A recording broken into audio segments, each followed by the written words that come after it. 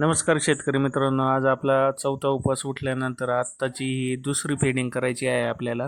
दुपारी शेडमध्ये आल्यानंतर अळ्यांची कंडिक्शन बघितली. सकाळचा पाला हा पूर्णपणे त्यांनी खाल्ला होता. त्यानंतर आपण चौथा बेड हा बनवून घेतला. त्यानंतर आपण जेथे अळ्यांची दाटी असते त्या ठिकाणच्या फांद्या उचलून वरती ठेवल्या, म्हणजे आपण पूर्णपणे पेसिंग दिलेली आहे.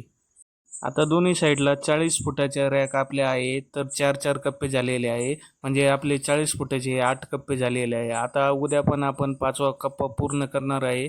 त्यामध्ये पण आपण पेसिंग देणार आहे, कारण आपली अळ्यांची संख्या ही जास्त असल्यामुळे दाटी होते. त्यानंतर 5 वाजले होते, मग फेडिंग करून घेतली. फेडिंग करायच्या वेळेस आपण या पद्धतीने पाला टाकीत असतो. पाला हा आता इथून पुढे फुल पाला द्यायचा असतो. म्हणजे आपल्या हातात जेवढा पाला येतो तो एकाच ठिकाणी टाकायचा. असा सगळीकडे एकसारखा पाला दिल्यामुळे अळ्यांची साईज ही एकसारखी राहते. अशा पद्धतीने आपण सगळ्या बेडवर पाला घालून घेतला आणि आजची आपली दुसरी फेडिंग ही पूर्ण केली. तर आपले व्हिडिओ कुठपर्यंत पोहोचत आहे ते मला कमेंटमध्ये सांगा आणि आपल्याला ही माहिती आवडल्यास फॉलो करून घ्या.